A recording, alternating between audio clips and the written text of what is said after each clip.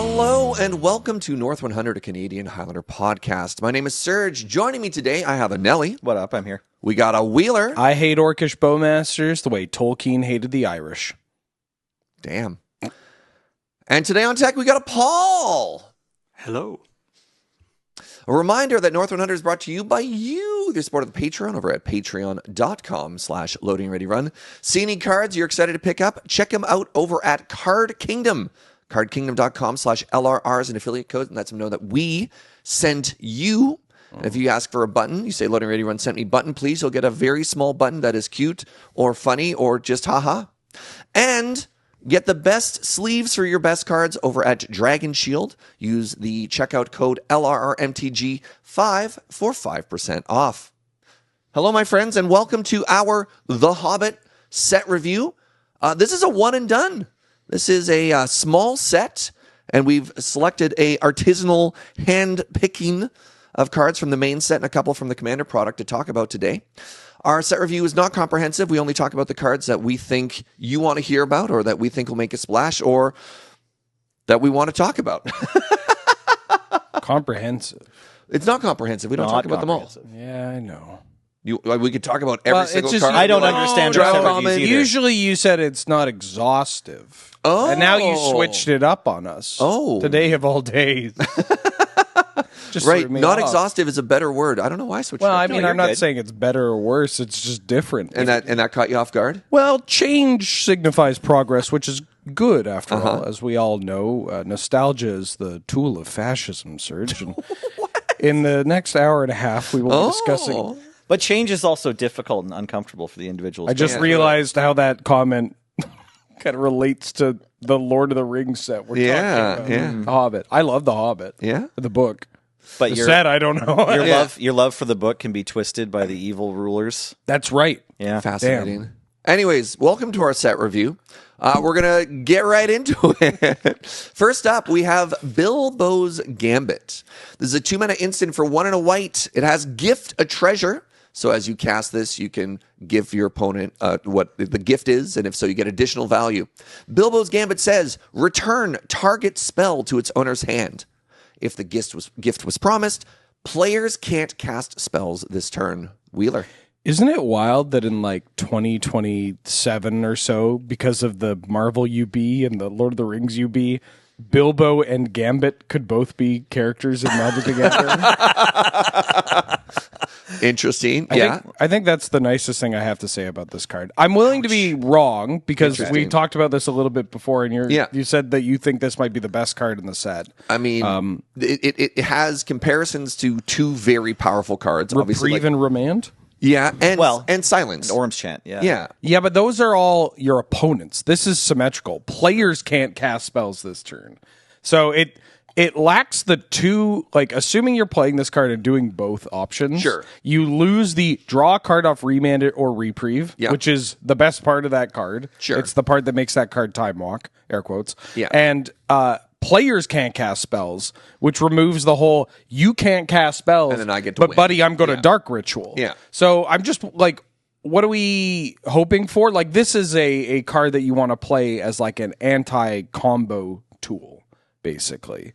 But like, if I'm playing combo, most combo starts off with, well, Silence, Yeah, or Duress, or Thoughtseize. And then if they counter it, then you're like, okay, I wait. And if they don't counter it, you're like, okay, I win. Yeah, and there are definitely spots where like this card will do a thing and it'll feel good. Like you're like, yeah, I returned the Silence, and then they didn't want to go off, or they couldn't go off, and then I got to untap and kill them. And it's like, great.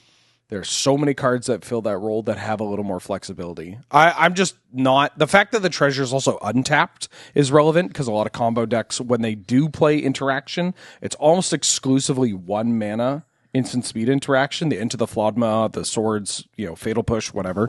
So, like, there's a chance that you going, haha, you can't do the thing, I give them a treasure, and then they go to their turn, you try to kill them, and they have the interaction. Right. They It's can just cast very their high. swords now. They can do the thing, right? Yeah. Why are we playing this? That's my question. I wanna at least stump for the best case scenario for Bilbo's Gambit, which is, and admittedly, we don't see Reprieve in all of the like aggro decks. Like Serge, you've been playing a bunch of mono white aggro this year. Are you playing any counter spells? Nope. Yeah. Well, yes, mental misstep. Oh, you are playing mental misstep. I'm on mental misstep now. But we don't see like, red white humans jamming reprieve every time. No. So yeah. I don't think this card's necessarily a better version of reprieve, but in the scenario where you are just trying to stuff the greedier deck or the combo deck for one turn, this is another white counter spell. Yeah. And in the best case scenario of you're giving someone a treasure and making sure no one else casts spells this turn on their turn, it lets you play training wheels against bait spells. Like, it's like, sure, you countered the wrong card, but you weren't countering, you weren't like taking away from their hand any of the options anyway.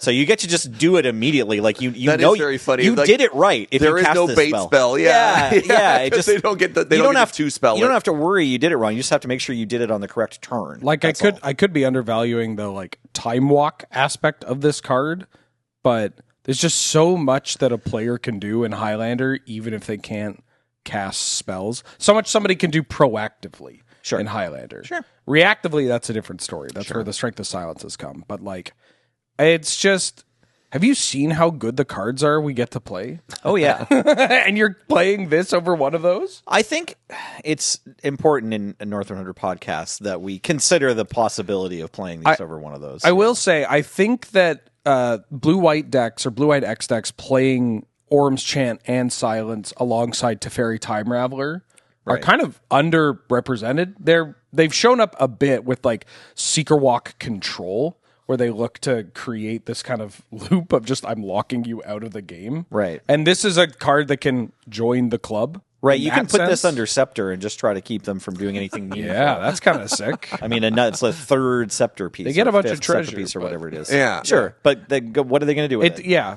That's what I'll concede, is that the line of text, players can't cast spells this turn. Very powerful. And very rare.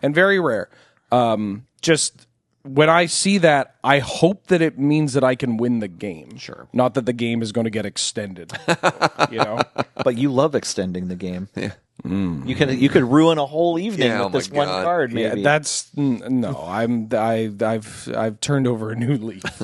I don't believe you, but let's move on. Next up, we have Killy, the Resourceful. This is a 2-mana 1/2 legendary creature dwarf scout for 1 and a white. It has Storied, which is new to the set. If you control 3 or more artifacts, legendaries, and or sagas, you have Enduring for the rest of the game. If you're familiar with the City's Blessing, it's remarkably similar. Mm-hmm. Okay. As long as you have an Enduring Story, you may pay 0 rather than pay the equip cost for the first equip activity each turn. And whenever another dwarf or equipment you control enters, draw a card. This ability only triggers once each turn. Can I steal this, Nelly? Yeah, please. Go for it. We get Redundant Pure Steel Paladin. This is very exciting. So you have another 2-drop that cares about casting equipment. Oh, it's enters, not cast. That is relevant. That is slightly different, but it's still giving you that value. Pure Steel is on enters. Is it as well? SRAM is on SRAM cast. is cast? So it is. Sorry, yeah, go ahead. It's an interesting intersection. It's just funny because SRAM's also a dwarf. So yeah. But SRAM doesn't have the free discount. Yeah. Which that's the. I mean, please say your piece. This is yeah.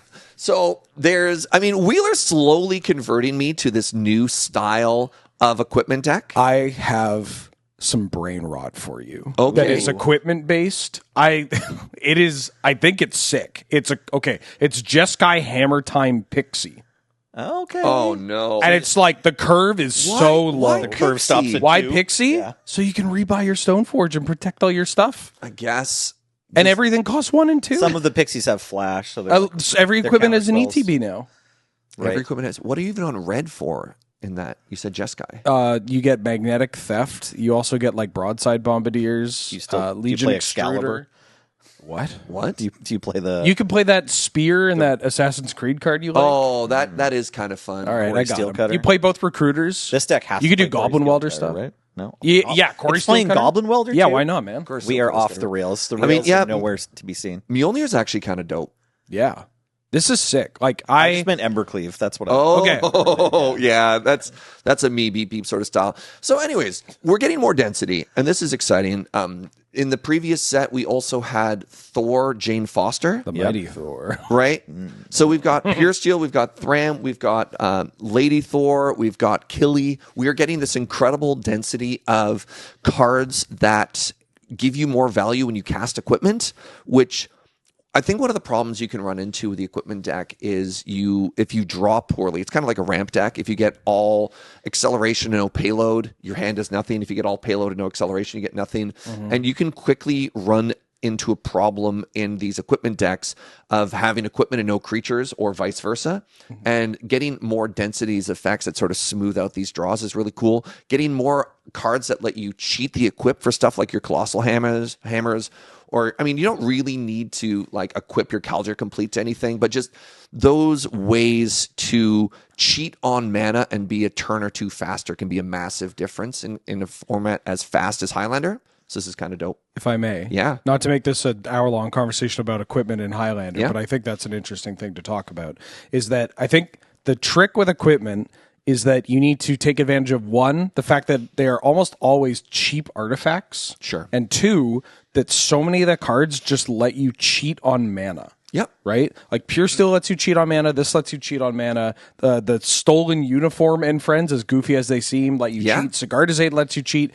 And if you take combining artifacts, cheating on mana, and the fact that they felt comfortable printing so many tutors for equipment, like Stoneforge, Open the Armory, Steel Shape, like we have one mana find any equipment. Yeah. That's insane. Like if you put it all together, there's something here that I think is like genuinely quite powerful in the format. And so getting more redundancy on the first ability is great. It's funny because the first ability is like the storied ability that you have to work for, which you don't because you just play artifacts. Yeah. And then the second ability is the gravy.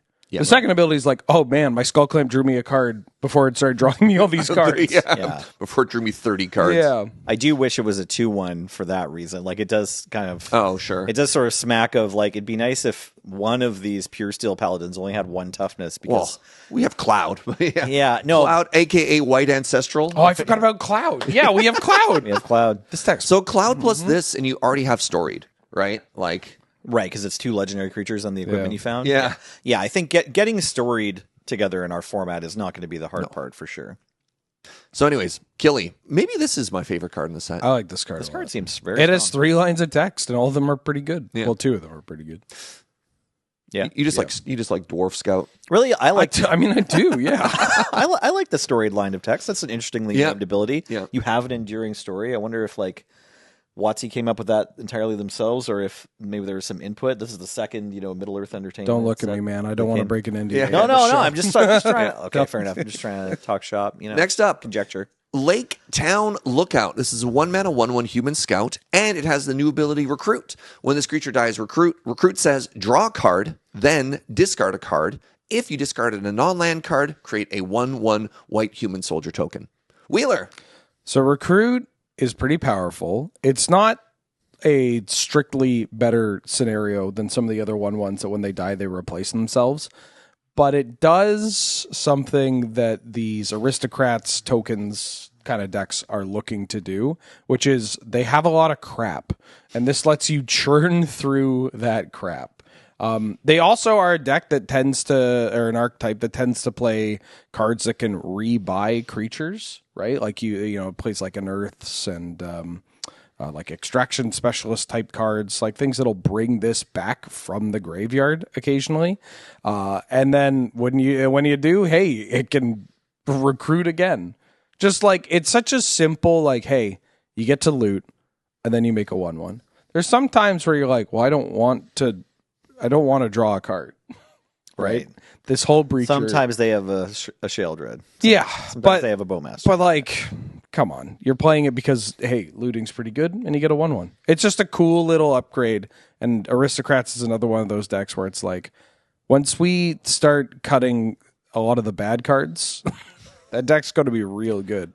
I was excited for Recruit when I was reading just the rule by itself without seeing the cards. It's better not even on something like D&T. Because, again, similarly, you have these hate pieces that don't necessarily line up in every matchup. Right. And having that selection. It is a human that makes a human. I was a little bit intrigued about that. I don't think it does quite enough in like a D&T thing, but Recruit as a mechanic, connive and white. Like, wait, hold on. Yeah. Right? Yeah. Pretty dope. All right, and the final white card is the Queen of Dale. This is a 2-mana, 2/1 legendary creature human noble for 1 and a white. Whenever an opponent casts their first non-creature spell each turn, Recruit. Nelly. Was this character even in the book? I feel like I know Dale is like where Lake Town used to be. I guess there must have been a queen. Anyways, eventually there's probably some proof the Lord of the Rings real buffs can come for me, or the Tolkien buffs. Yeah, this is an exciting, another exciting version of this Recruit ability. This time triggering once on each of your opponent's turns. Each turn. Okay. Yeah. Each single turn when your opponent, I have to read this ability 5 times before I even have the smallest understanding of it. Whenever an opponent casts their first non-creature spell each turn. See, every word in that sentence matters. Yeah. Okay. So this is pretty solid for the same reason, or well, different reasons, but along the same lines as Lake Town Lookout, because the Recruit ability is a lot of fun. Obviously, Caracas Bolt, you name it, it'll die to it, but you can clamp it too. And if you've got a clamp, it's providing fuel for your clamp unless they are devoting their Caracas to it or whatever. So, yeah, this one, I don't think it's like necessarily making the cut in a Jeskai or something, but if you maybe even if the previous Lake Town Lookout doesn't spark enough interest to get the mono white humans nod, maybe this one would be a consideration because it's more reliably threatening to make humans, and the looting power for no mana is pretty exciting. I'm, as the premier mono white humans pilot in the room, as in I'm the only person who's played it in tournament in the last month. I played it this year. I said this month. I was being hyper specific to month? give myself this cap. Yeah, dog. I've gotten 3-1 2 Mondays in a row with mono white humans. Yeah. What do you think? Participation trophy ass. What do you think of this one? I don't think it applies enough pressure. Sure. Which is interesting. It's You need like all your 2-drops to be doing that. yeah, I'm intrigued. I'm excited, but I don't think it makes the cut to be like absolutely ruthless. Like if I want a 2-mana human, I want Thalia or something like that. Like if I want to be actually punishing my opponent for casting non-creature spells, I'm looking at the combo matchup, and if my opponent's on Flash Hulk and I play this, I die. Like the turn they go off. Esper Sentinel as a like a tax on their non-creature spell, I think is much more exciting. I mean, as soon as I said the word Esper Sentinel, I'm like, wait a second. Yeah, but Esper Sentinel draws you a card. Yeah. This one, I don't hate it, but this is the classic mono white. Like, yeah, this could go in. Yeah. But Yeah. That's the issue, right? It doesn't actually stop your opponents from doing anything, and the punishment is fine. It's just not as it's not as thorough as the punishment on some of these other cards. What's the vampire? There's Conquering Conquistador. I was going to say Conquistador. Could you bring that up for a second, Paul? Conquering Conquistador. It's a 2-mana 2/2 vampire 2-mana soldier. 2/2 vigilance vampire soldier. And if a creature would come into play it untapped, it comes into play tapped, or you get a 1/1. your opponent gives you a 1/1. Yeah. And this card has actually continued to see some play since March Machines or No, it was Ixalan, I Lost think. Caverns Yeah. of Ixalan came out or whatever. Oh, Charismatic Conqueror. There it is. Charismatic Conqueror. Thank you. It was in there somewhere. I was thinking of Conquistador. Sorry, I forgot because it's a commander card Anyways, in all forms. but that card is also a 2-drop. Now it's not legendary, and it's a 2/2 vigilance. Whenever an artifact or creature enters the battlefield, Why are we comparing these cards? I was just Search trying to wanted think. to. I was just thinking about like 2-drop aggressive threats in white D&T that makes more bodies as like a tax effect your opponent. This is a little bit closer to like imposing sovereign or something like that. But my example for this card was like this isn't even seeing that much play in Highlander. Have we read this card? This first card just says if they cast non-creature spells, the first one, you loot and then you make a 1/1. Yeah. It doesn't stop your opponent from doing anything. Yeah. Sure. And the pressure's pretty anemic. Yeah. I think no, but I think no. You're fair. I think we can move on. I was It's trying to just make a lot of comparisons to stuff that this that aren't card even does similar. not do. Yeah. All right. And then all right, these all cards right, don't. all right. Like I was trying to think of it. I was play. trying to think of it as like a 2-mana growth threat that doesn't do much. But right, it doesn't grow. It goes wide. I don't know if it's what the token strategy are looking to do. No. But I do want to say that Charismatic Conqueror card has seen some play. Some people like that. It doesn't. That part They're doesn't. wrong, but yeah. It doesn't stop your opponent from going off either. Yeah.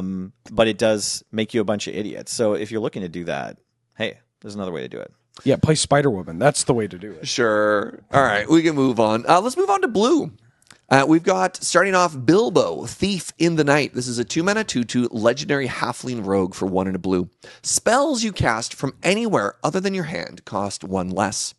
Whenever Bilbo attacks, you may cast an artifact, instant, or sorcery spell from your graveyard. If an instant or sorcery spell was cast this way and would be put into your graveyard, exile it instead. Wheeler. This is pretty nice. Yeah. It's close to Dreadhorde Arcanist. Yep. Dreadhorde Arcanist is better because it's not legendary. Yeah. Also has trample. And That's has kind of nice, and 3 too. toughness. Yeah. But this is a blue card, and blue is really good. Blue is really good. The cost reduction will come up with some of the other cards that you might want to play alongside Bilbo and Dreadhorde Arcanist, like Expressive Iteration, for instance. But Great. this card is like, honestly, it's closer to the experience counter Katara that came from the Jumpstart product. Master. Yeah, where it's like a 2-drop legendary blue creature that if it's doing the thing, it's pretty good. But like, unfortunately, they're both very vulnerable, require you to commit to do the thing. And like, is this what you want to be doing with your mana and your time? Like, again, it's just, I'm not saying this card's unplayable. In fact, before we went live, I'm like, I'm pretty sure this is the best card in the set. And I looked at this, I'm like, no, I forgot. It's fine. Like but casting artifacts is cool. I was going to say, does that let you get around timing restrictions? Yep. Because that's kind of fun. Yeah. Like, as an attack trigger, all of a sudden you get to put an artifact spell on the stack. That's dope. Yeah. I mean, it's a 2-drop with a cost reduction that only shows up half the time. Not even half the time, a small sliver of the time. But can let you cast Ponders and Brainstorms and Lightning Bolts from your graveyard. And that's pretty good. Yeah. We've seen that before. It's pretty good. This one has some weaknesses. This just feels like a card we won't talk about in 6 months. But Dreadhorde Arcanist continues to see play. Yeah, but that gets around mana. Like, you just don't have to pay mana for the Dreadhorde Arcanist. Right. The attack trigger is it's free. Yeah. Right? Yeah. You get to cast it for But less than its power. I mean, if you get to Ancestral again, great. But this does give you a break on mana.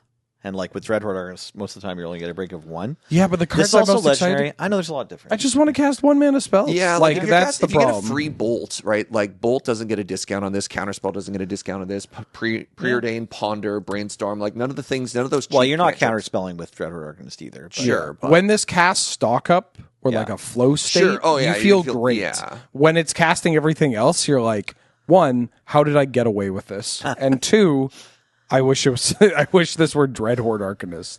You know? Yeah. I'm wondering if like just recasting your Mishra's Baubles is going to be good enough. Yeah. You know?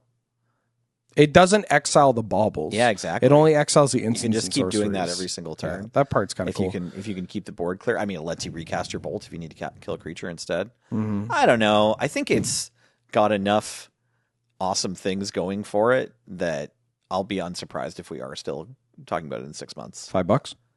Ooh. That's, I mean, I could just, you $5 confident just is very save the funny. $5 by registering the card in an event, right? We need to like draft up a whole contract. I mean, I got time. We don't have much to say about some of these other cards. Yeah. Okay. If in 6 months, so it's January of 2027. Yeah, exactly. How many YJ Monday Night wins do you need? 1 doesn't count because you can win with anything. I just need anyone in the room to have registered it. How Registered. about that? Any Monday in January, if no one plays this card, then like it has to be every single Monday of that month. Are you down? What do you think? No, I don't care if people register. Because I will troll you. I'll show up with Blue Black Tempo playing this. Have and you I'll get seen an the LE crap $5. this guy puts in his decks? So I want to Yeah. say that I don't think this card's going to win more than like. I don't think this card will show up in more than 3 at most tournament winning decks at YJ. okay, in 6 months or in the entire for the rest of the year. The rest of the year, there need to be only. Okay, so now this is measurable, right? Yeah, We've got the entire tournament winning attendance of Bilbo. yeah. At YJ, How about I don't trust the Discord. if Yeah, they're all it gets? sickos. How about if it gets to 3? I don't have to pay you, but if it What? or no, sorry, the That's reverse how of that. betting works. The reverse of that. The reverse of that. yeah. Sorry. No, I want to say that it'll make 2. I want to get the $5 if it has a second one, not a third. How about that? That's my haggle. Oh, he's trying to argue you down. 2 tournament Yeah, 2. winning lists. I'll do yeah. $5. Who? Yeah, That 2 tournament winning lists Your between now and January. Your lack of confidence in this card just kind of speaks about my evaluation, right? Like Well- you don't believe you can win 3? Highlander's weird. There's a lot of archetypes Yeah, but this is and blue. a lot of sickos. Yeah. Incredible. All right. Well, we'll have to agree to disagree and move on. right. Yeah. All All right. right. So next up, we have Elrond Moon Reader. This is a 3-mana 3/3 legendary creature elf noble for 2 and a blue. Whenever you activate an ability of a creature, draw a card. This ability triggers only once each turn, and it has an activated ability for 5 blue. Exile up to 2 other target non-land permanents you control. Return those cards to the battlefield under their owner's control at the beginning of the next end step. Nelly. Okay, so we've got a 3-mana blue elf with 3 toughness, and it's legendary. The ability draws a card every turn, and the other ability blinks 2 things, but slowly, the beginning of the next end step. So, look, there's probably an infinite combo when you get to the 7-mana activation. I don't know what it is, but I'm going to give you that. That probably exists, but I have just no idea what archetype wants this. Kind of reminds me of Loki from the previous set, Oh, yeah? which was the 2-mana 2/1 that You like can draw a card once a turn. yeah, it felt very interesting but very narrow, very fragile. Yeah. I mean, 3 toughness is more than 1, obviously, but yeah, this card is kind of a weird mystery. There's clearly it's like somewhat powerful, you know. If you just throw this in blue hoof, hey, 3 mana, draw a card every turn. I could see not terrible. this in Seeker Walk elves. Yeah, Like if you're playing like an elves list with Seeker Walk, because it triggers off of you tapping mana dorks. Yep. yeah. That's what I'm mana saying. abilities are That's also pretty good. activated And that's a abilities. deck that can generate a bunch of mana. And that's a deck that, well, if you're playing Seeker Walk elves, you're probably playing Witness, Timeless Witness, and Emeritus of Abundance. Yeah. So you could create a loop of like exile them, they come back at end step, you return the Time Walk, you return something else, and then you untap Time Walk and do this all over again. Mm-hmm. That's kind of If you need the third slower loop after your ephemerate elf loop, and then the previous set had that 3-mana sorcery with rebound, that could also loop. the elastic something. Yeah, but this is an elf. Sure. You could tutor for this bad boy. That's fair. Blue is mono blue elves. Hold on. I don't want to say anything that comes off as too racist, but mono blue elves always just give me the creeps, man. Throw some green in there. Well, yeah, I hope you're playing green in your elf deck. But yeah, I guess this is another potential consideration for any Seeker Walk, Flicker, Eternal Witness strategy. It's super expensive and doesn't come back right away. But I don't know. Maybe you're trying to like play more spell skites in that deck and try to get your opponent to kill this thing because it drew you a card. I'm going to show this to my kids and tell them this was Nadu. That's good. Yeah. All right.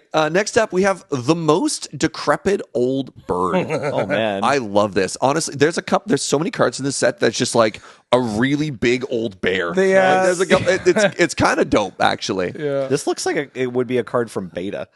Yeah. Right? So, anyways, most decrepit old bird is a 1-mana 1/1 bird for a single blue pip.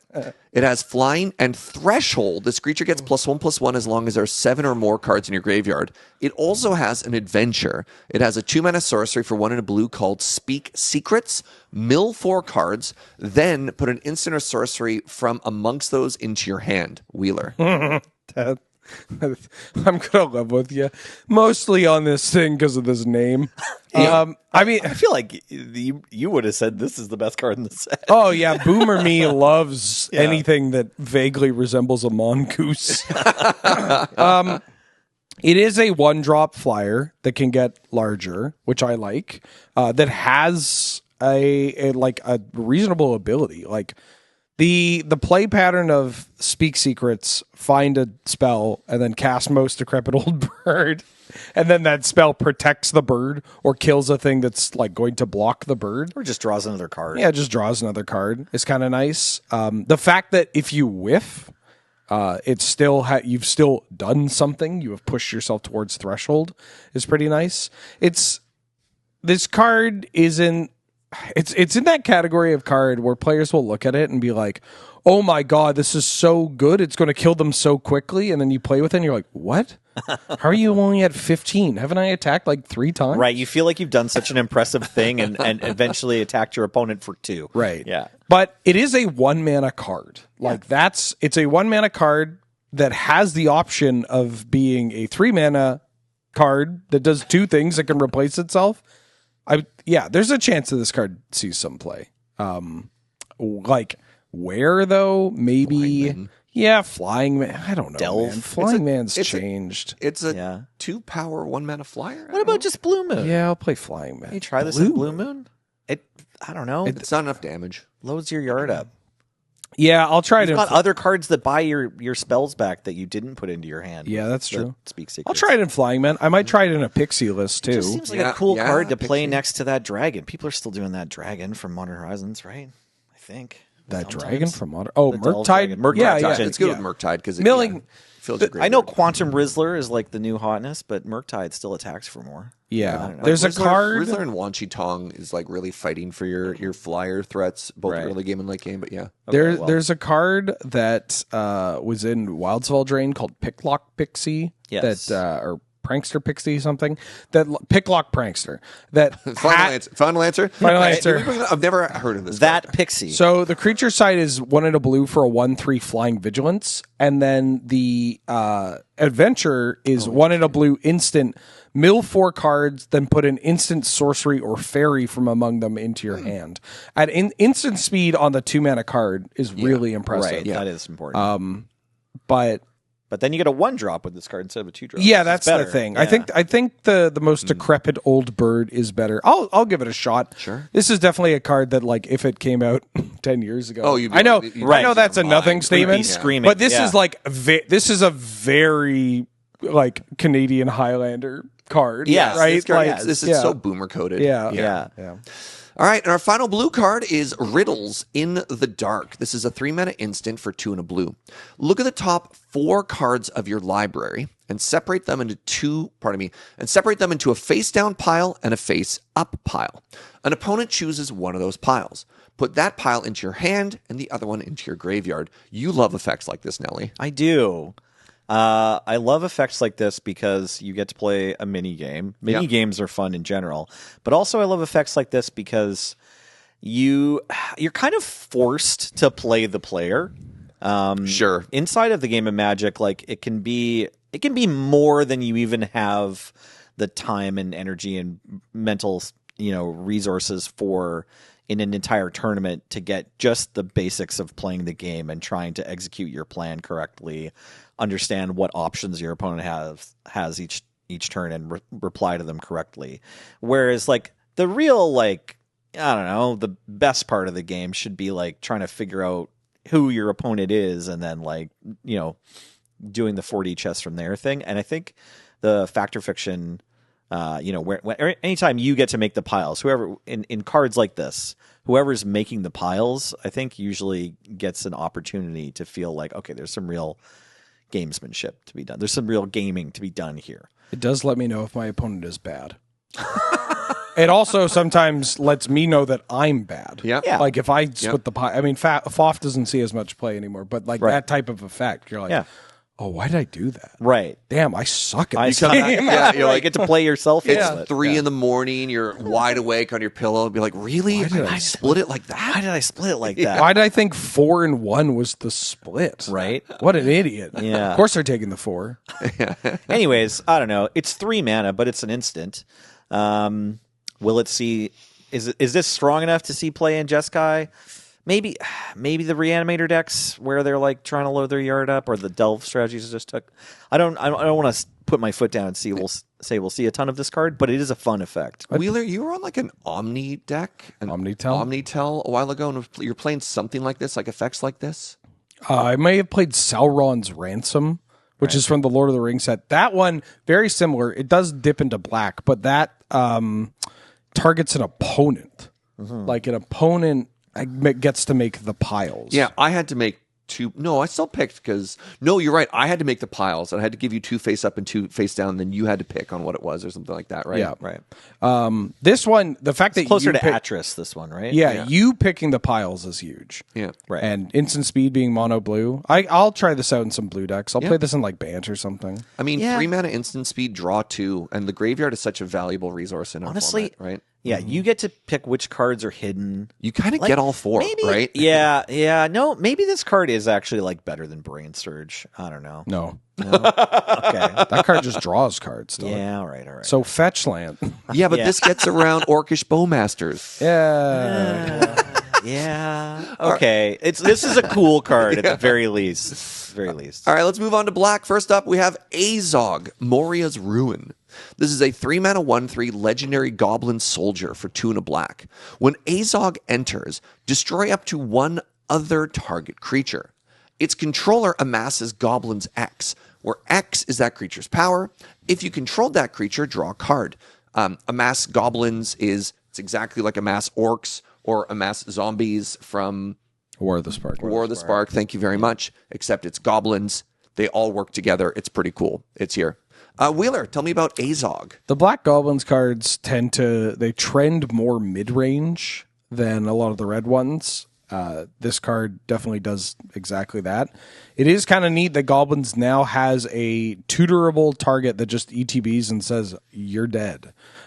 That's pretty powerful. And them replacing it with a token, who cares, right? Like, typically, you're doing this to get rid of something that, like a big Barrogoyf or like an Abhorrent Oculus, like a flyer, a lifelinker, a utility creature, and giving them something that you can just block with your like token, like your a token from Krenko or Warren Instigator, Goblin Instigator, that kind of thing. That said, like, does black? The more I think about goblins in this format, the more I'm like, cool. You can play black, but is this the kind of card that you would want to play in your deck when you play black, right? Like Munitions Expert and Sling Gang Lieutenant, great, because they kill a thing or they're cheap or they literally end the game. But this card and some of the stuff that we saw in Lorwyn Eclipse, they feel a little too mid-range to me, and I mean that in a derogatory sense. Like they don't accomplish what Goblins is really good at. So then why, like, if we're just building this like Rakdos Typal deck, why are we doing that? Like, why are we going more mid range instead of just really trying to kill people? But again, the option for a tutor target is really appealing, and this is not exactly something you want to Caracas. And it does get you can bring this back off of like Unearth. That's nice. Like the 3 or less threshold is always pretty important. I imagine it'll see some play, some maybe here and there. It'll be like up to the prerogative of the individual goblins pilot. But it's not. I don't think this is the kind of card where it's like, well, now you have to play black-red goblins. I kind of like this in Aristocrats, because if you need to, you can kill their thing. But if you kill your own thing, you get another thing back and draw a card. Yeah, I've considered playing this in Ruin Your Evening because Right. it's a legendary creature that just comes into play to blow up their creature. Yeah. That part's nice. Like, this ability isn't already templated on something that's only 3 mana, is it? I don't think. We've seen things like this a little bit, but usually it's on, like, a kind of expensive uncommon. yeah, Or like it's okay for limited. it is relevant that it's a goblin, but that it doesn't have to necessarily be in a goblin stack. So like you can just use this as like a utility creature that's pretty good to ephemerate as well. That's worth mentioning actually. Is that if you blink this card or repeat this effect, that the stack of like goblins, the army that you were chump blocking, is only going to get larger. Yeah, like they they're don't not get- they don't going get two wider. bodies, They're not making yeah. more bodies. Yeah, that's relevant. You could also just, like, if you need to, kill the first amass stack and just give them The same, the same one. But if you're, like, blinking it on combat or whatever. I don't Sure, know. that's Yeah. kind of funny. Like, I just wanted to point out, it doesn't say non-token. No, valid. Yeah. All right, next up we have Golem, Riddle Master. 2 mana, 3/1 legendary creature, halfling horror for 1 and a black. As Golem enters, choose odd or even. Whenever an opponent casts a spell with mana value of the chosen quality is an interesting word there, choose one that hasn't been chosen. Golem gets a +1/+1 counter. Each opponent loses 2 life and you gain 2 life, and or draw a card. Nelly. God, Thanos has got to be so mad about this.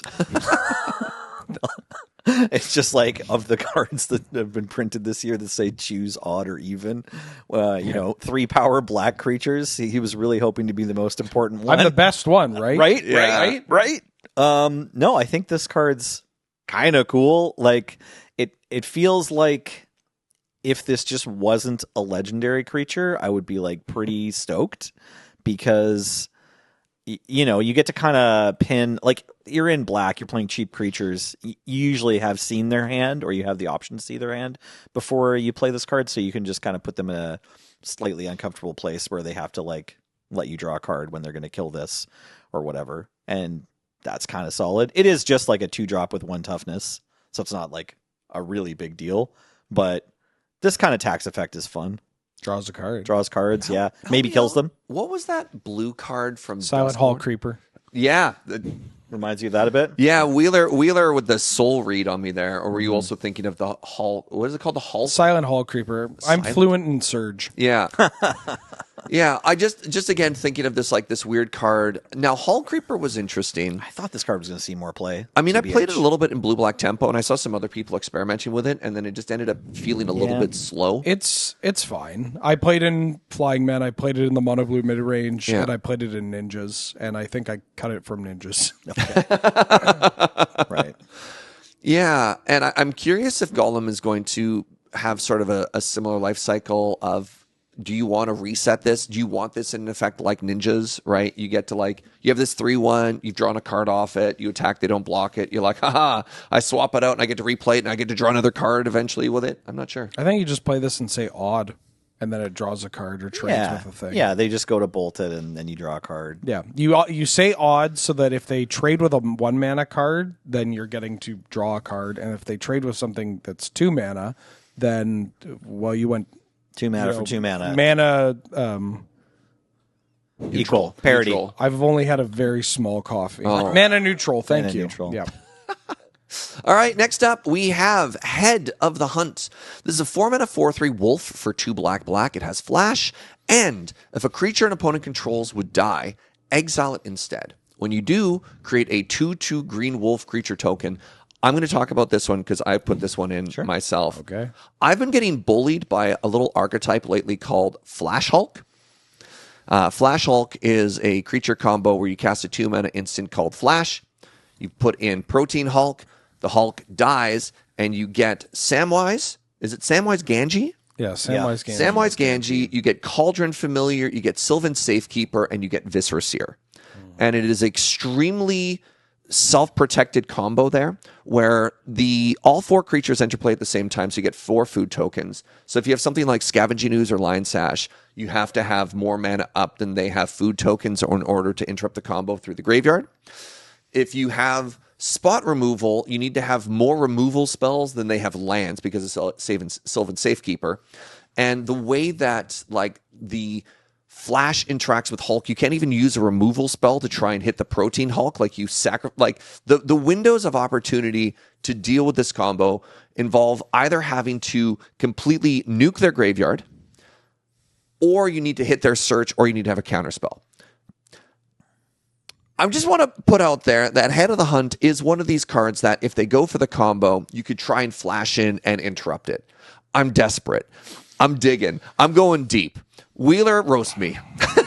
Well, as somebody that I think I'm like 5-0 against Flash. Oh, like can I share my recently. record this year against Flash? Yeah, crash out. It's man. dire.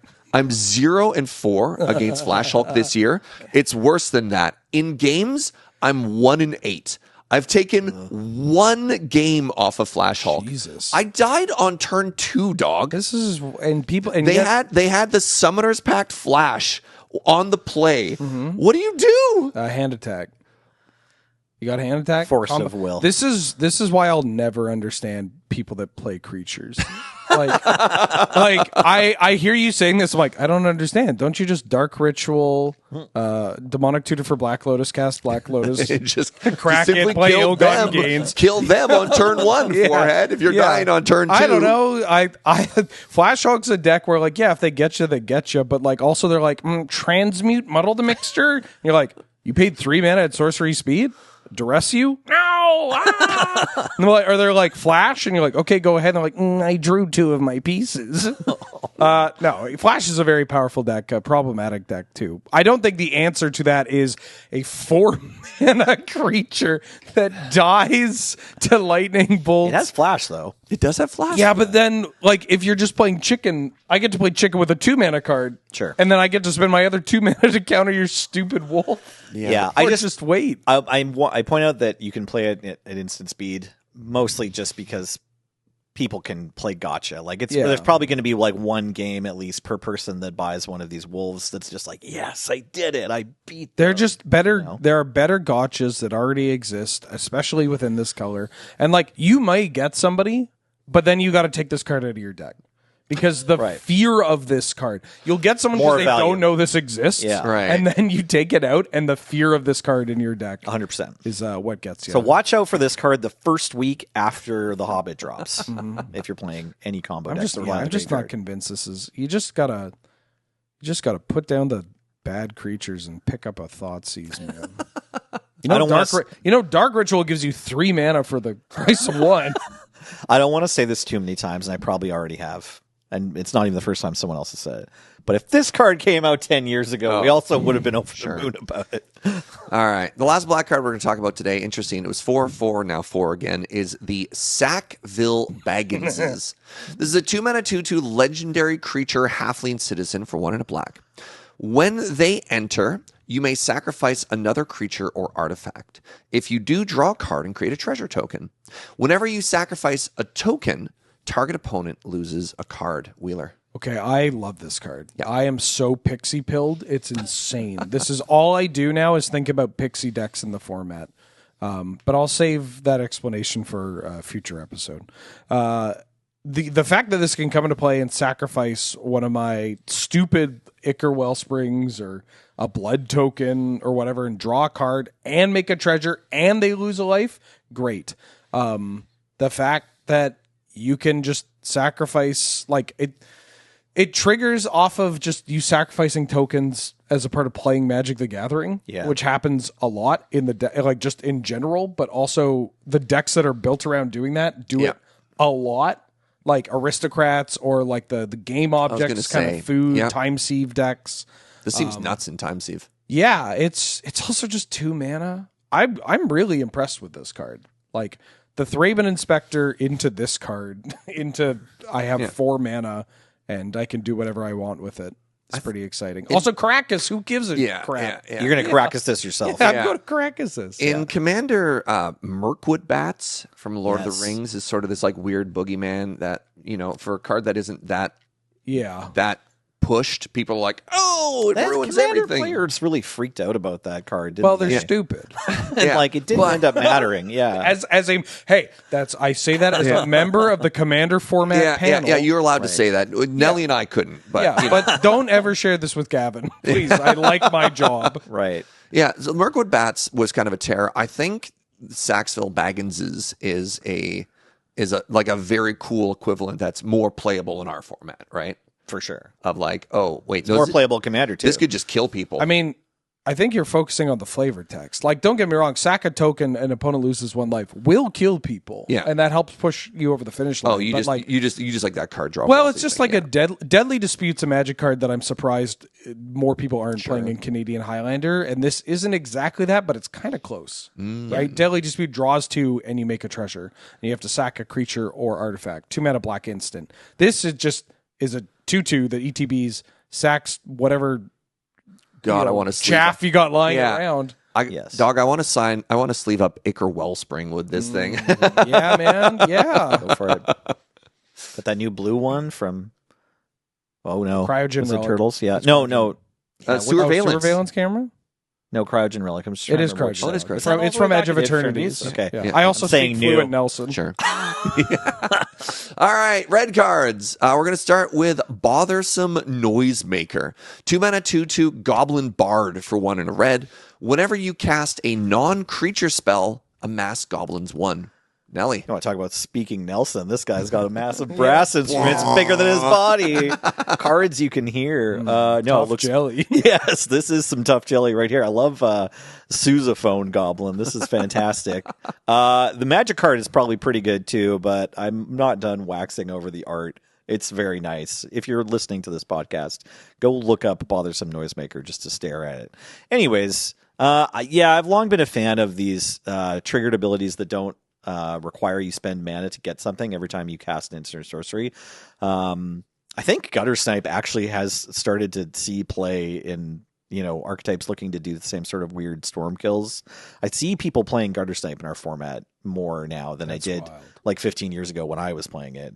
But this one's a little better, I would say. Well, it's different. You don't get to guarantee damage, but you do get an ever increasingly large creature, which is something that is kind of another access from the way that blue red tempo or is it Spellslinger decks kind of usually go. Usually it's either we have a bunch of creatures we made with a medium Empty the Warrens, or we just have a bunch of cheap creatures that all are trying to ping face, but hey, they have a point of power as well. And so this one says your payoff could be having an 8/8. Yeah, I wonder, Young Pyromancer goes wide. This is Young Peasy, but goes big. Mm-hmm. Yeah. And I don't know if that's better or not. It's different. If you're playing Fling already, there's a card. Okay, there was a card from War of the Spark that I actually really liked called, I think, Invade the City. Oh, yeah, the board wipe and black red? No, it's 1 blue red for just yes. amass X, where X is the number of instants of sorcery. Oh yeah, that was the name of the card. Great. Thank you, Paul. Where X number of instant sorcery cards in your graveyard. And so it's just the idea of playing a bunch of cantrips and your payoff is big, dumb. Right. And so now you have a 2/2 that kind of does that in a different way. Now that I didn't ever turn this into a real deck, but I won at least one game on Arena, flinging my giant army. Well, at the they have opponent. this card now. It's called Murktide Regent. Sure. Yeah, Or Inoculus. You get Yeah, an exactly. The Noisemaker's cool because Pyromancers typically go wide. This goes tall, and the one thing that Pyromancers don't do is subvert damage expectations in combat. Right. They're I attack with my amass token. My opponent doesn't block, and then I'm okay, opt bolt Yeah, brainstorm. yeah. Right. And then your amass goblins get Treating it gigantic. it's a prowess threat. That's It so is, funny. yeah. You're not wrong, but I'm kind of mad about it. That's kind of funny. There's a bunch of tricks that just give trample that are not Yeah. bad cards. Blue now, Red too. Pyromancer and Jeskai Pyromancer are pretty reasonable decks. They are legitimately playable decks in our format. Yep. Yeah. So yeah, another Pyromancer. All right, next up, Gandalf, Goblin's Bane. This is a 3 mana 2/3 legendary avatar wizard for 2 and a red. Whenever you cast a non-creature spell, Gandalf gets +1/+1 until end of turn and deals 1 damage to each opponent. And Gandalf can also go on an adventure with Flame Shape, a 2-mana sorcery for 1 and a red. Look at the top 2 cards of your library and exile them face down. For as long as they remain exiled, you may play them if you control a wizard. Wheeler. It's so funny how they've treated Gandalf, which is a card from a UB set, and how they treated Vivi, which is also a card from a UB set, right? It's just like, we got Vivi and then we get this? Dog. I'll play this card, because I like blue-red wizards in Highlander. Is Vivi a wizard? Yep. Also? Yeah. Oh my god. Yeah, that deck's fine. The one issue with that deck is that you have a split of creatures that care about spells, creatures that care about other creatures, and then your spells. And sometimes you get an odd mix. Sure. So getting more creatures that are also spells, incredibly helpful. Right. Like, just the fact that I can have a hand where I'm like, well, Gandalf, your Flame Shape, actually. Like, Right. you are the cantrip now that I cast and trigger my Vivi or whatever. And then later, if they kill my Vivi, I get a Gandalf. And if they don't, well, then they're dead because they didn't kill my Vivi. Yep. It's not, I really don't think you're playing this anywhere else. It's just not that impressive, and it's a little vulnerable. There's not a lot of permanence in the +1/+1.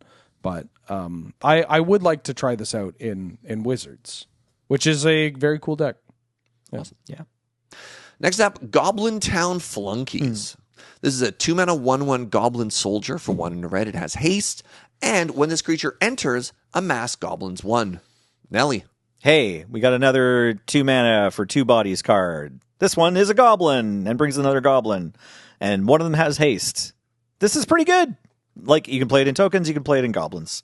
Goblins is already typically playing at least the one of these cards that makes 2 friends. Every one of them. Doesn't play every single one of them typically now too. Sorry, it's been a while. I actually haven't seen a goblins deck from very recently. Like I looked at the one in January that Mac played. Yeah, the back top 8 one. Exactly. So I wasn't sure. But yeah, you can also play these in token strategies. You can also play these in aristocrat strategies. These cards are good.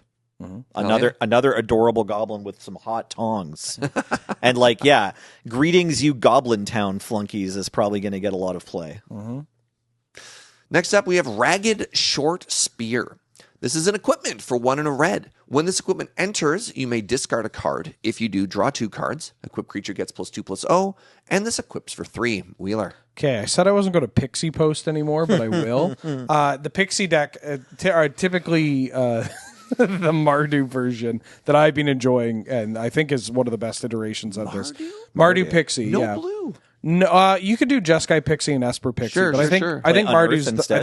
the best. Wow. one. Okay. And you play the Melded Moxite and the Saheeli's Lattice, these artifacts at ETB that have this effect. But you also play Stoneforge, Cloud, cards that care about equipment, because equipment, so many pieces of equipment have cheap ETBs, and they happen to be cheap artifacts. The fact that I can now use an equipment tutor to find a draw engine is kind of exciting. It's so weird because this card, this is the thing that you throw out. Like, you don't, you might play it in limited, but you're like, ugh. And I'm just like, I get Steel Shaper's Gift for a Melded Moxite. Oh my god. You know? Right. Yeah. I'm excited for this. But I'll stop Pixie posting. I'm going to go on a hot take here. I think playing against Pixie might be more unfun than Ruin Your Evening. And that's what I've really been striving for. There are 2 kinds of decks I'll play in this format. Man, when Pixie is killing you, it's so demoralizing. Yeah. Right. Either our match is done in 30 minutes and I've asked you to shake my hand with 10 Tendrils of Agony on the stack, or a Blightsteel Colossus coming your way, or I'm not in here with you. Yeah. You're in here with me. There is, I don't know when it's going to release. There's an upcoming episode of North 100 Showdown where Wheeler is on Pixie that I am just like, I'm just like, kill me, you coward! And he's like, I'm trying! Like, if you don't want the spoiler, you need to somehow click on the YouTube thumbnail without seeing the length of the episode. I don't know why people are like, just kill me already. It's like, I'm trying. You keep playing cards. Stop. You can a player may concede the game at any time. Yeah. You concede. Yeah.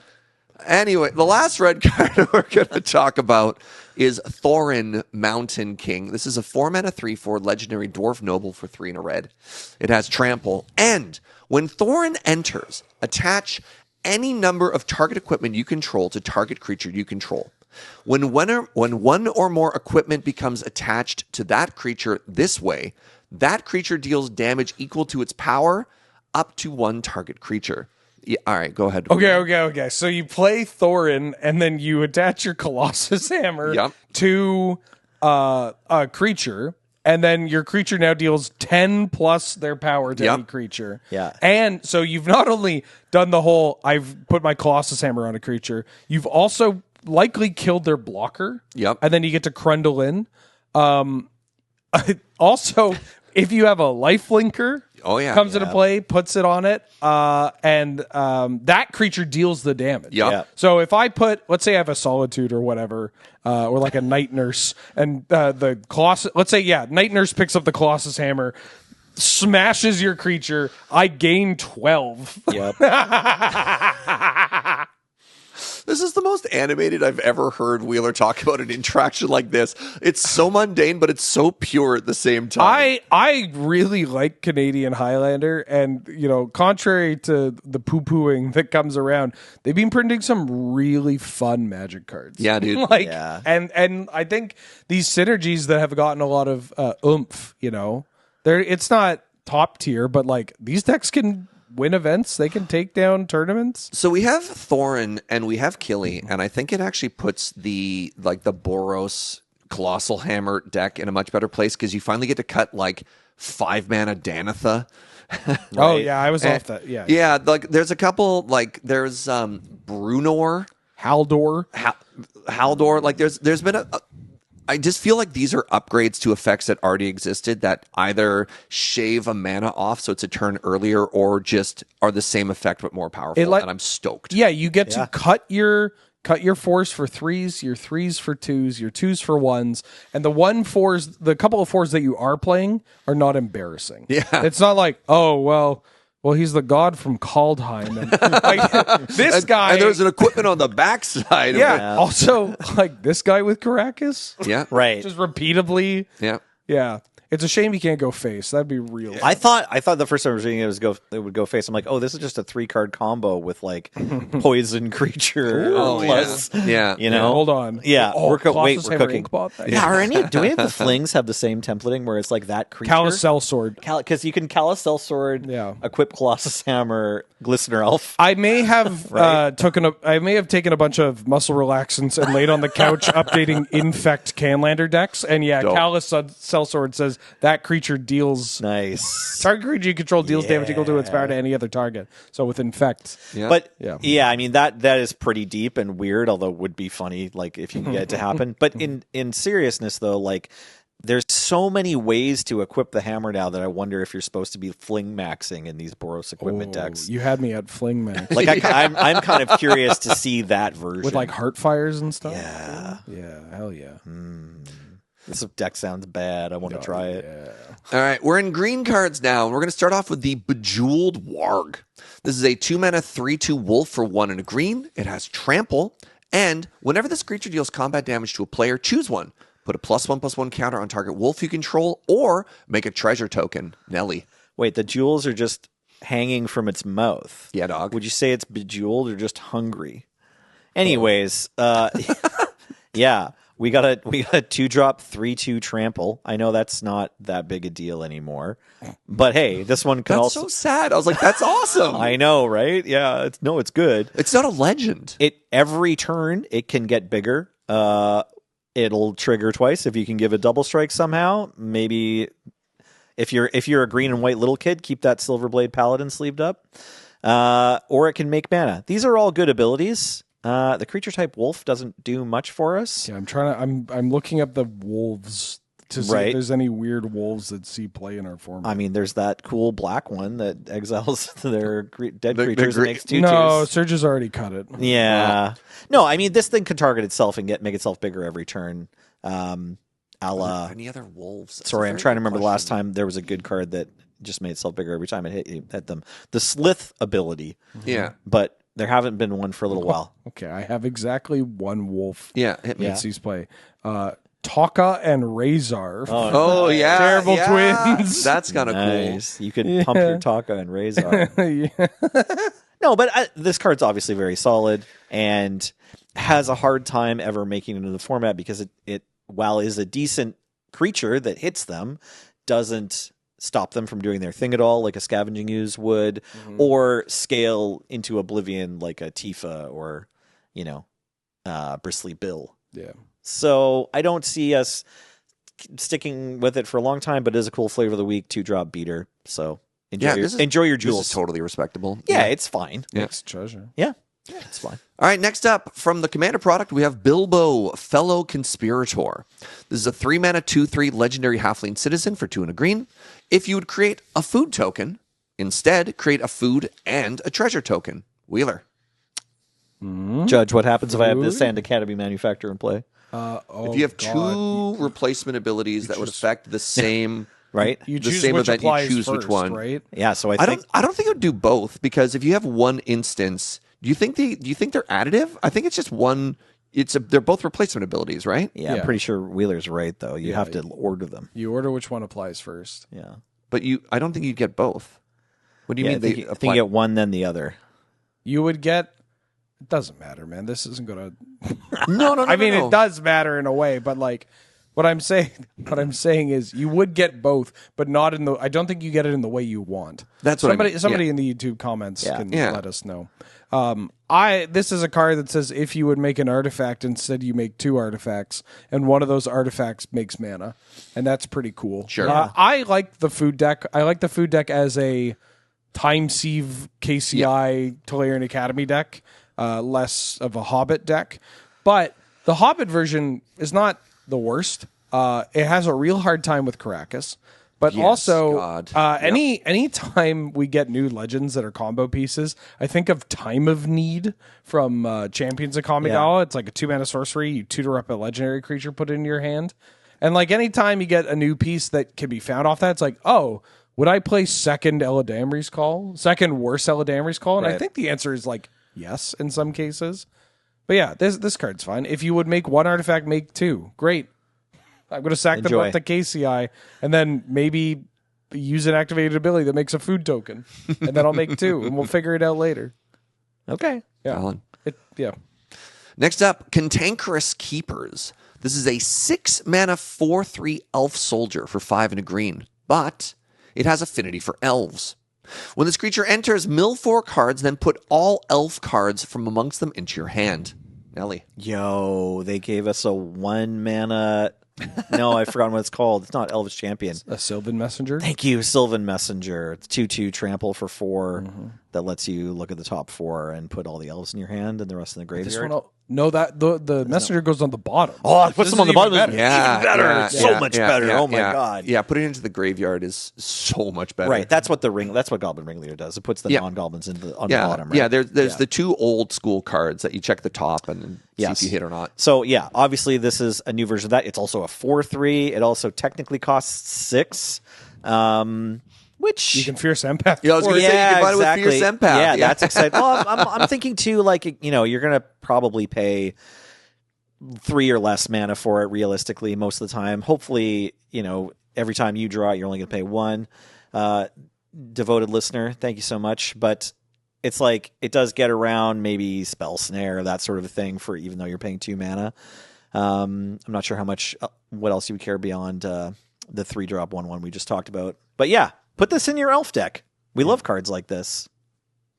And the final green card we're going to talk about is the Woodland Weave Master. This is a 2-mana 1/2 elf druid for 1 and a green. It has vigilance, and it has whenever another elf you control enters, this creature gets +1/+1 until end of turn. And finally, an activated ability. Tap and add X mana of any one color, where X is this creature's power.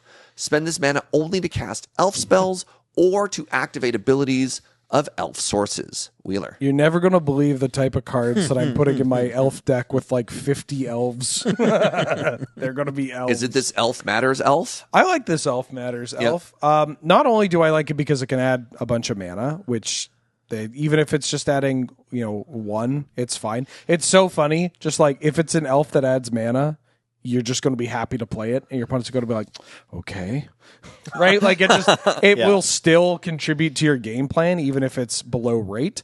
But being able to push this above rate and like cast some elves, then this gets bigger. Then you'll never guess it, Another elf. is exciting. The fact that you can modify this card's power toughness from the other elves that you're playing, in addition to just the ETB, to make this add more mana is kind of cool. But also, elves is a deck that just can combo off and get like legitimately 19 triggers in a single turn, and then attack you with a Woodland Weave Master. And they're like, I can't believe I haven't found my Crater Hoof.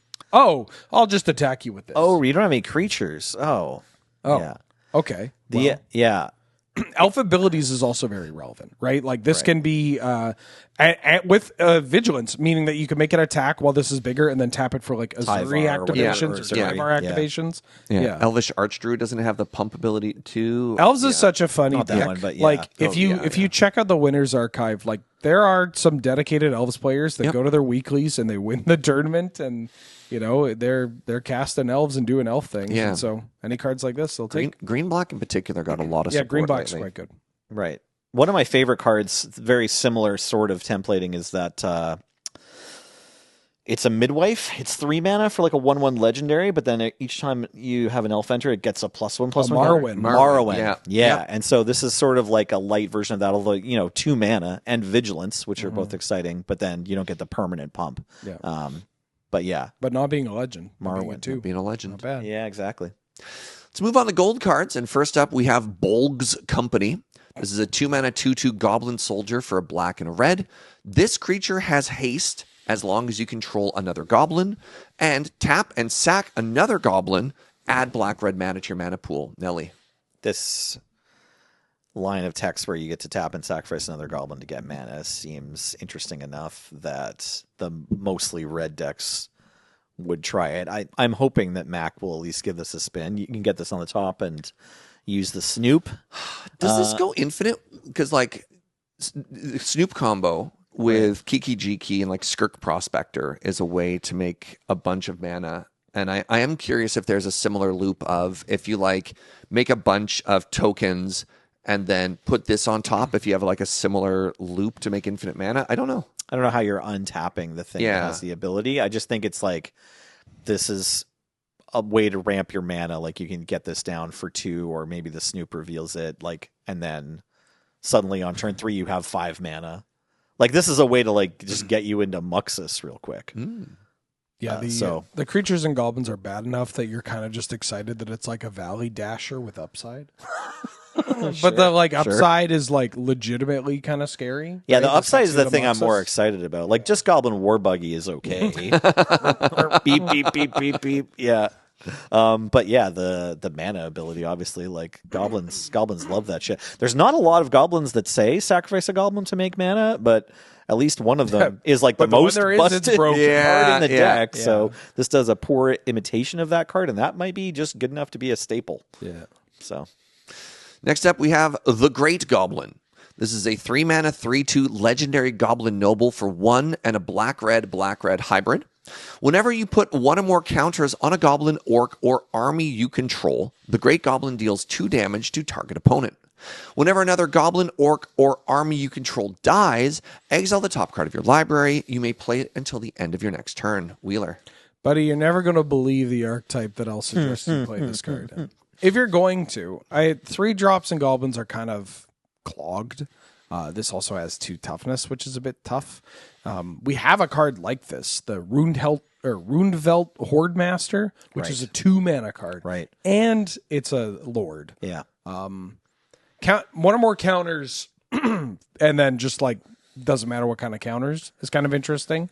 Obviously, this synergizes with a mass, but maybe there's some kind of like Putrid Goblin loop where the -1/-1 counter on Putrid Goblin is relevant from the persist trigger, but like typically comboing with that removes the 1/1 counter from the equation.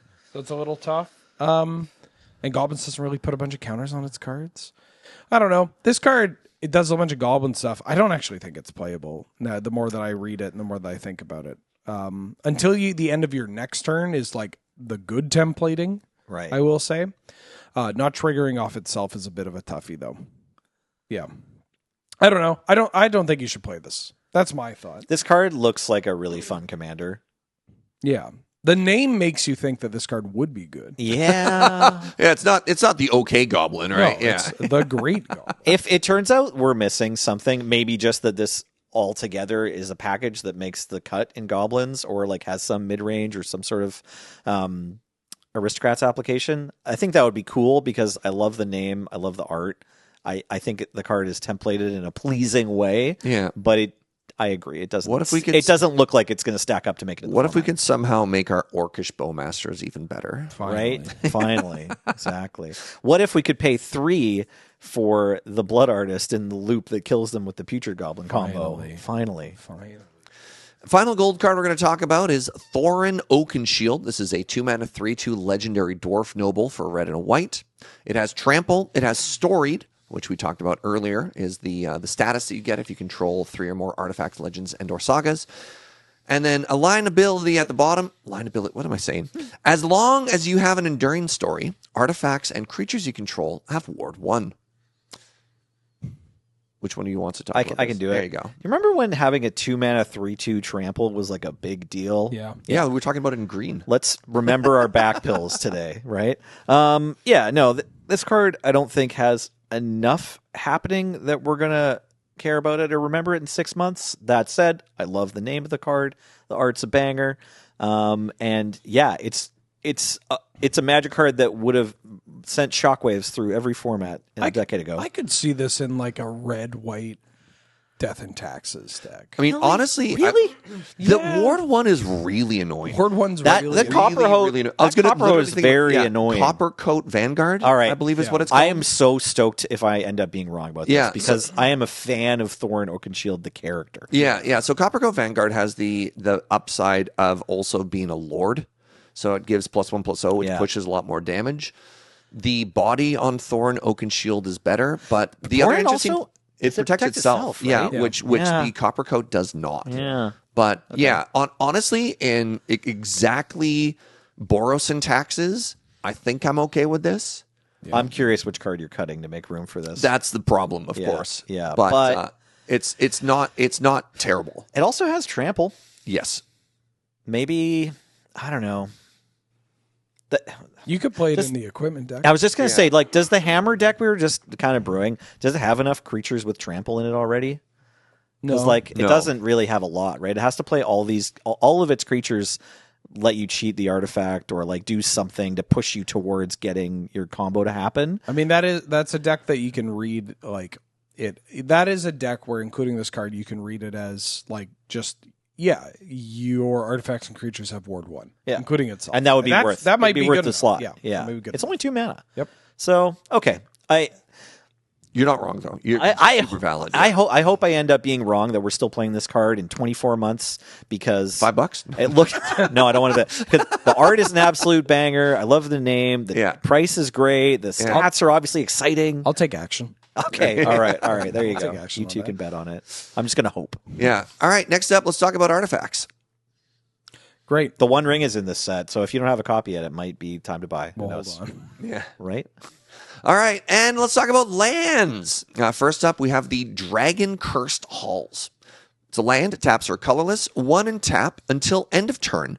Target creature gains. Whenever this creature deals combat damage to a player, create a treasure token. Wheeler. That's pretty cool. Whoa. That's a very cheap activation. Yeah. That can just use your mana to accelerate your board to give you colors as well. Yeah. It's tough because like the artifact decks, there's just no room for more lands. Yeah. We're good. Yeah. You need, We've been building a spoiled. mana base for the artifact decks is so tough. In the original Lord of the Rings set, there was Mines of Moria. Yeah. Which was the red land that you could exile cards from your graveyard to make a treasure token. Mm-hmm. And I always wanted that one to be good, and it never did anything for me. Right. It just never did anything for me. And 4 mana and 3 cards is a lot. Yeah. Yes. But But the Dragon Curse Halls provides colorless. Yeah. I think Eldrazi is an underexplored archetype. Interesting. And getting some treasure tokens so that you can like not be stuck with, just colorless mana is relevant. I don't know, making artifacts on the hit. There's a lot of good going on with this card, and then I'm like, do we have the slots, and why do I want to play this? Yeah. Next up, we have the Elven Passage. This is a land. It's a fetch land. So tap, pay 1, sacrifice this land, search your library for a basic land card, put it onto the battlefield tapped, and then shuffle. But you may behold an elf. To behold, you either show it in your hand or one that's in play. If you do, untap that land. Nelly. Second Prismatic Vista, but only for elves. Hell yeah. I'm fine with it. I feel like you know who you are if you're stoked about this deck. It's the multicolor elf decks, and that's it. You're never going to believe the deck. yeah. Like new duel for black green or Sultai or blue green elves. Awesome. But good, you need good for you kids. elves. I want to stop anybody that's like, I'll play this in Hoof or I'll play this in my lands deck. No. Yeah. Like, because you're going to be like, I thought I had an elf, but actually I had Delighted Halfling. Yeah. Addison's Pilgrim, Birds of Paradise. Birds of Paradise. Yeah. But like even in a monocolored elves deck, you just typically want to play all the fetches because you have cards that bring stuff back from the graveyard. You have landfall triggers. You have Deathrite Shamans. Yep. You have just ways of randomizing the top of your library if you get ousted.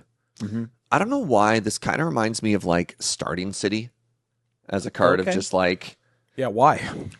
Why does it remind me of Starting City, or why are you playing it? Starting Town. Oh, Starting No, Town. why does it remind you of Starting Town? Of just like, this is a pretty weird hoop to jump through to just get like the ability to tap for a basic land. I mean, obviously the graveyard landfall synergy you talked about is a little bit bigger, but like, I don't know. We need to study your brain.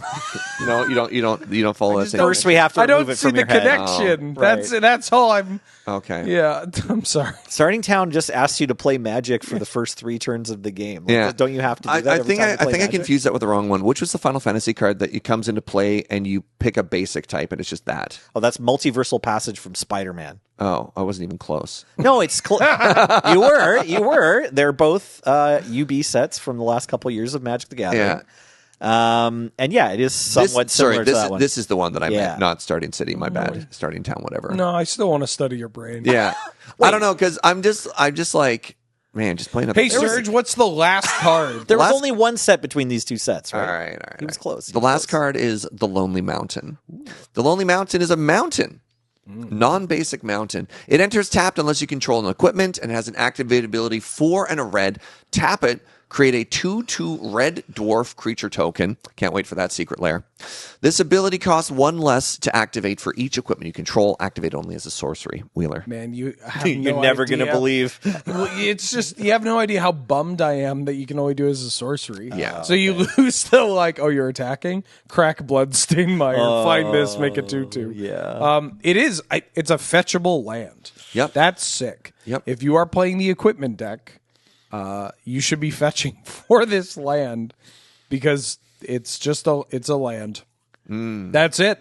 Doesn't take much to be a fetchable land. You can tell yourself that you're making a Thorin Oakenshield token, and this card is much more likely to still be in decks 2 years from now. I like the thought process of like, oh my god, does red get the Dryad Arbor trick of like you get to catch them with the fetch? But no. Also, just like, what's the issue with some of the equipment decks is that if you might have a bunch of equipment and no creatures. Well, this lets you do that and like getting it down to 1 mana or 2 mana is pretty easy. Yep. With the equipment deck. For sure. Cool.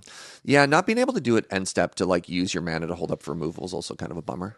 Yeah, well. Getting it down to 1 mana though is a really good rate for a land that makes creatures. 100%. Like, this is fantastic. Ours is factory for like 2 mana, 1 mana, whatever. That's nuts. This is cheaper than tapping Saga to make a admittedly larger construct token. Yeah. Well, that's our set review for today, and at least the portion we talk about the individual cards. Let's move on to what I like to call the broader thoughts discussion. And to sort of address the obvious things in the room, it's very unusual for us to do a set review on a set and have it condensed to a single episode. And several of the cards that we talked about today, I would categorize as filler more so than killer. Yeah. This set is a little bit light for our format, and I think that's okay. This is simultaneously both a small set, and the power level is not really geared towards Eternal stuff. I always like to try and focus on, like, what are the winners in a set? What are the archetypes that they win on? And do I like those archetypes and equipment? I don't want to hog too much of it. That's my introduction for this segment. Nelly? No, I think you're absolutely right. I think that Lonely Mountain card we just saw, maybe Thorin, Killy, are big winners. And yeah, I also like that 2-mana elf mana dork. And that's okay. I agree as well that not every set needs to be full of bangers, especially for Canadian Highlander. Like, there has to be a trade-off. When you're spoiled with being allowed to grab any card, naturally the number of cards you do grab is like a pretty small little funnel, pretty tight filter for what gets printed. They only print so many cards that cost 1 or 2. Yeah, sure. Or have too many words on them, or synergize with something that they shouldn't have had to care about when they were printing the set for standard, right? We're going to be talking about Reality Fracture in like a month, man. Yeah. It's just, this is Serge said there was a lot of filler cards. It sure is a filler set. I like some of the cards, the equipment stuff, the pixie stuff.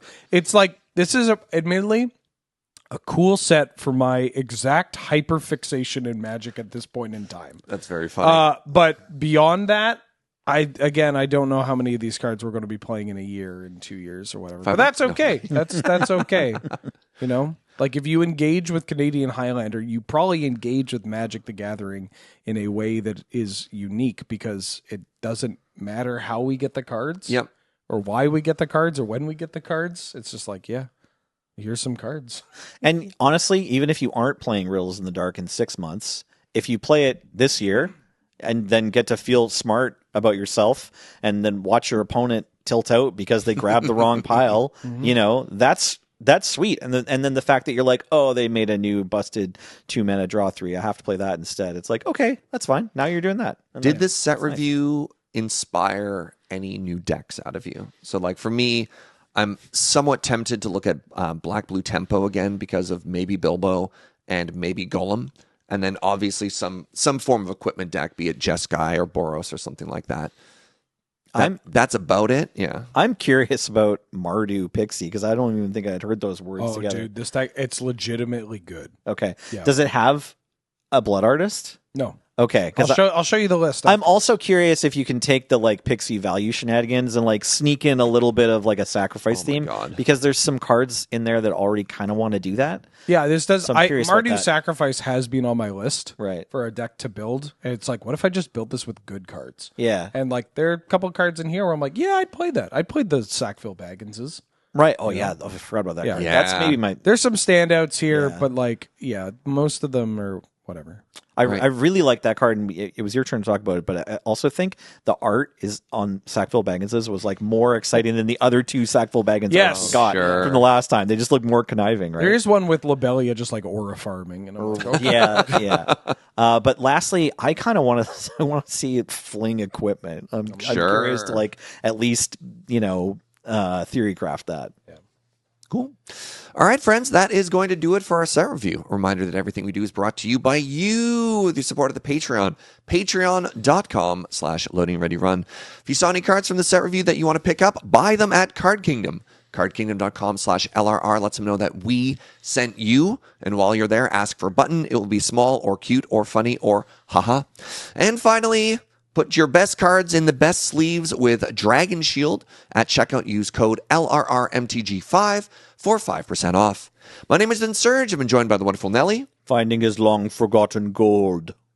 We got a Wheeler. I like the digital shorts made by the Lonely Mountain. And thank you very much to Paul for running tech. You're welcome. Thank you so much for watching. We'll see you in the next one. Bye-bye.